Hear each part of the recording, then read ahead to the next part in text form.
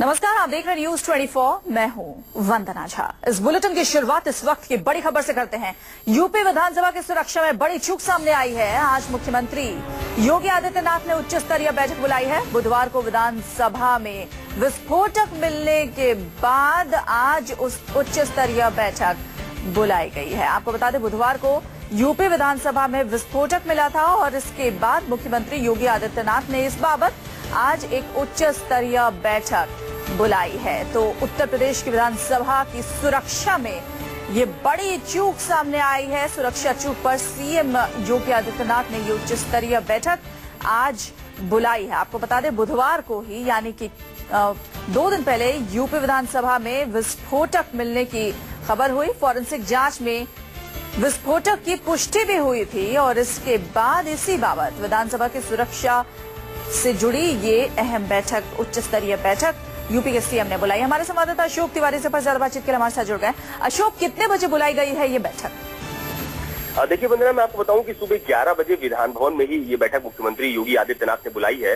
दरअसल जो जानकारी मिली थी उस लिहाज से 11 तारीख को जब उत्तर प्रदेश विधानसभा का बजट शब्द शुरू हुआ था और उसके बाद 12 तारीख को विधानसभा में एक विस्फोटक बरामद हुआ था, जिसको फॉरेंसिक लैब में जांच के लिए भी भेजा गया था और जांच में इस बात की पुष्टि हुई है कि वो एक विस्फोटक था। उसका नाम PECN बताया जा रहा है फॉरेंसिक लैब की तरफ से। तो इस बात को बेहद गंभीरता से लिया है यूपी के मुख्यमंत्री योगी आदित्यनाथ ने और सुबह 11 बजे उत्तर प्रदेश विधानसभा के विधान भवन में ही इस संबंध में सुरक्षा संबंधी बैठक बुलाई गई है, जिसमें तमाम सारे जो विधान भवन की सुरक्षा से जुड़े हुए अधिकारी हैं वो मौजूद रहेंगे, प्रमुख सचिव विधानसभा रहेंगे और इसके अलावा जो उत्तर प्रदेश के DGP हैं वो भी इस बैठक में शामिल होने वाले हैं। क्योंकि एक बहुत बड़ी चूक मानी जा रही है।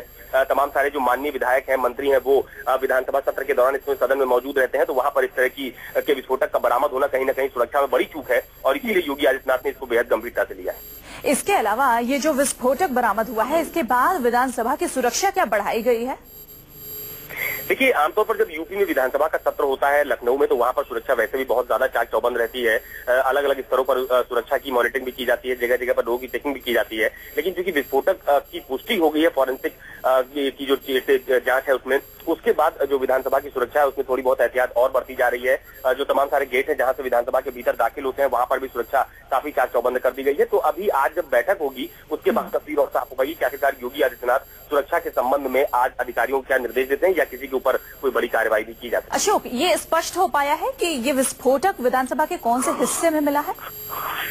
देखिए, अभी ये स्पष्ट तो नहीं हो पाया है कि विधानसभा के हिस्से में मिला है, लेकिन ये इतना कहा जा रहा है कि विधानसभा के भीतर ही ये विस्फोटक बरामद हुआ है। शुरुआती दौर में जो अधिकारी हैं वो इस बात को दबाए हुए थे कि ये बात कहीं बाहर न जाने पाए, जिससे पैनिक न क्रिएट हो। लेकिन फॉरेंसिक की टीम में ये बात पुष्ट होने के बाद ये खबर बाहर आई है। लिहाजा उन अधिकारियों की मुश्किलें भी बढ़ने वाली है जो विधानसभा की सुरक्षा से लेकर वहां पर तैनात थे, जिनकी ड्यूटी वहां पर लगाई गई थी। क्योंकि सवाल इस बात का भी खड़ा होता है कि आखिरकार यूपी विधानसभा, जहां पर उत्तर प्रदेश के तमाम सारे माननीय विधायक और मंत्री इस वक्त बजट सेशन में भाग लेने के लिए मौजूद होते हैं, तमाम सारे लोगों का वहां पर आना जाना होता है, आखिरकार सुरक्षा की बड़ी व्यवस्था की जाती है। तो इतनी बड़ी सुरक्षा के बीच विस्फोटक विधानसभा के भीतर कैसे पहुंच गया? अशोक, जाहिर तौर पर जो लोग सुरक्षा में लगे हुए थे, जो पुलिस वाले यहाँ पर लगे हुए थे सुरक्षा में, उनके ऊपर जिम्मेदारी बनती है। अगर उन लोगों से आप संपर्क साधने की कोशिश कर पाए हो, उनसे बातचीत हो पाई हो, इस बारे में क्या वो कुछ कह रहे हैं या अभी भी वो इस बारे में चुप्पी ही साधे हुए हैं? देखिए, शुरुआती दौर से यानी 12 तारीख को जब ये विस्फोटक विधानसभा के भीतर बरामद हुआ है, उसके बाद से लगातार इस बात को दबाने की कोशिश की गई है कि विधानसभा में ऐसी कोई घटना हुई भी है या वहां से विस्फोटक बरामद भी किया गया है। लेकिन अब क्योंकि मामला सार्वजनिक हो गया है, लेकिन अभी भी विधानसभा सिक्योरिटी से जुड़े हुए तमाम सारे लोग इस बाबत चुप्पी बांधे हुए हैं। किसी भी अधिकारी ने इस बात पर खुलकर कोई बयान नहीं दिया है। तो अभी ये देखना है कि 11 बजे की जो बैठक मुख्यमंत्री ने बुलाई है, उस बैठक के बाद क्या अधिकारी कुछ बता पाते हैं या किसी के खिलाफ कोई कार्रवाई होती है या वो चूक सामने आ पाती है जिसकी वजह से विस्फोटक विधानसभा के भीतर पहुंच गया। इतना बड़ा सुरक्षा में चूक यूपी विधानसभा के भीतर हुई है। तो ये तमाम सारे सवाल भी हैं यूपी विधानसभा की सुरक्षा को लेकर भी, खुद मुख्यमंत्री योगी आदित्यनाथ को लेकर भी। तो अभी थोड़ा सा इंतजार करना होगा 11 बजे तक की बैठक का, जिसके बाद तस्वीर और साफ हो पाएगी। पूर्व DGP विक्रम सिंह इसी पर ज्यादा बातचीत के लिए हमारे साथ टेलीफोन लाइन पर जुड़ गए हैं। विक्रम जी, इस तरीके से विस्फोटक का मिलना विधानसभा परिसर के अंदर, विधानसभा के अंदर, कितनी बड़ी सुरक्षा चूक?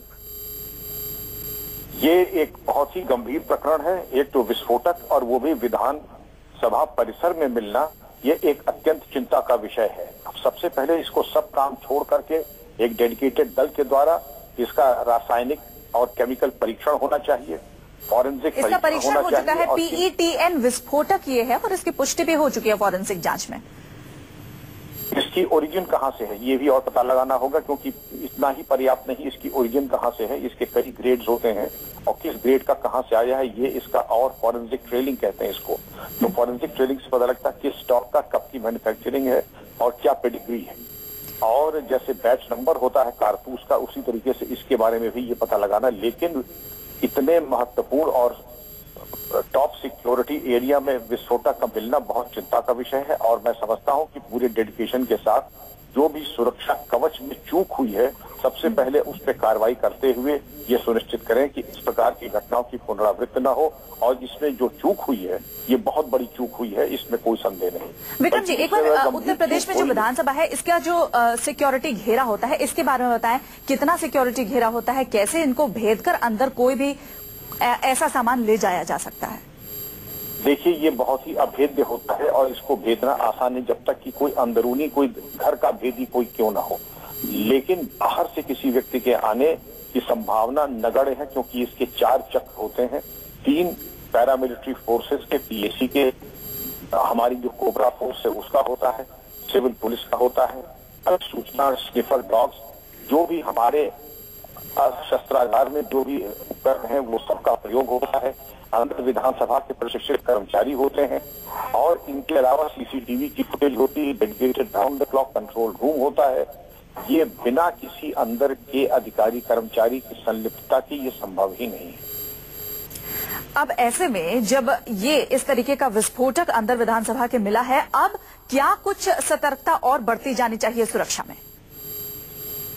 अब तो यही करना होगा कि जो भी आपके कर्मचारी हैं, जो भी अन्य आपके जो चाय या रिफ्रेशमेंट देने वाले हैं, जो कैजुअल वर्कर्स हैं, इनके ऊपर भी बड़ी कड़ी निगरानी करनी होगी। जब कभी ऐसी चूक हुई है तो कैजुअल लेबरर्स, बाहर के कर्मचारी और संविदा वाले जो ठेके पे कर्मचारी होते हैं, उन्हीं के द्वारा इस प्रकार की गतिविधियां की गई हैं।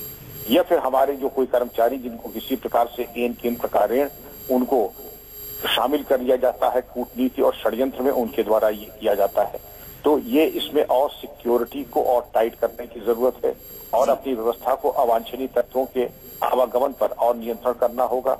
अच्छा विक्रम जी, एक और सवाल मैं यहाँ पर आपको रोककर पूछूंगी, पीईटीएन विस्फोटक, ये पीईटीएन विस्फोटक होता क्या है और कितना घातक हो सकता है?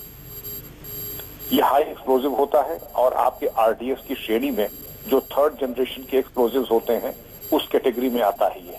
और इस एक्सप्लोजिव का यहाँ तक आ जाना, ये अपने में, मैं कहता हूँ चलिए आपका सिर्फ गंधक और नौसादा और पोटाशी होता, लेकिन विधान भवन परिसर में आना ही विस्फोटक का एक अत्यंत बहुत बड़ी चूक है और अत्यंत चिंता का विषय है। जाहिर तौर पर, और ऐसे में जब सुरक्षा में ऐसी चूक हुई है, उच्च स्तरीय जो बैठक बुलाई गई है, इसमें किन किन चीजों पर मंथन किया जाएगा, किस तरीके के ऑर्डर्स मिल सकते हैं आगे? सबसे पहले कि उत्तरदायित्व निर्धारित करना, घटना क्यों हुई इसके बारे में मैं समझता हूं कि जांच, और जांच का परिणाम 24 घंटे के अंदर, और इसके बाद जिनके चूक के कारण इस प्रकार की दुर्घटना हुई है, ये मैं जिसको दुर्घटना मानता हूं, विस्फोट होना वो बात अलग है, लेकिन विधान भवन के अंदर विस्फोटक पहुंच जाना ये अपने में ही बहुत बड़ी चूक है, और इससे बड़ी चूक होना मैं तो नहीं समझता इससे बड़ी कोई चूक हो भी सकती है। जी, बहुत शुक्रिया हमसे बातचीत करने के लिए विक्रम सिंह जी। तो पूर्व डीजीपी विक्रम सिंह बता रहे थे कि पीईटीएन आखिर होता क्या है। ये एक ऐसा विस्फोटक है जो बहुत ज्यादा क्षति पहुंचा सकता है, और ऐसे विस्फोटक का विधानसभा में, उत्तर प्रदेश की विधानसभा में मिलना एक बहुत बड़ी सुरक्षा चूक है। और इसी को लेकर आज योगी आदित्यनाथ, उत्तर प्रदेश के सीएम, ने एक उच्च स्तरीय बैठक बुलाई है। सुबह 11 बजे ये बैठक होगी, और इस बैठक में क्या कुछ निकल कर आता है, क्या कुछ कार्रवाई की जाती है, किस पर कार्रवाई की जाती है, ये देखने वाली बात होगी। हमारे संवाददाता अशोक तिवारी इस पूरी खबर पर अपनी नजर बनाए हुए। आपको बता दें, बुधवार को यह विस्फोटक उत्तर प्रदेश के विधानसभा में मिला था, और उसके बाद इसको फॉरेंसिक जांच के लिए भेज दिया गया था। तब जो सुरक्षा में तैनात अधिकारी थे, पुलिसकर्मी थे, उन्होंने चुप्पी साध रखी थी, और उसके बाद जब फॉरेंसिक लैब में इसकी जांच हुई, पता लगा ये पीईटीएन विस्फोटक है, जो कि काफी घातक हो सकता है। ये एक प्लास्टिक विस्फोटक होता है, और ऐसे में जब फॉरेंसिक लैब में पीईटीएन विस्फोटक की पुष्टि की गई, उसके बाद ये बात सामने निकल कर आई है। और इसी को देखते हुए उत्तर प्रदेश के सीएम योगी आदित्यनाथ ने एक उच्च स्तरीय बैठक आज सुबह 11 बजे बुलाई है।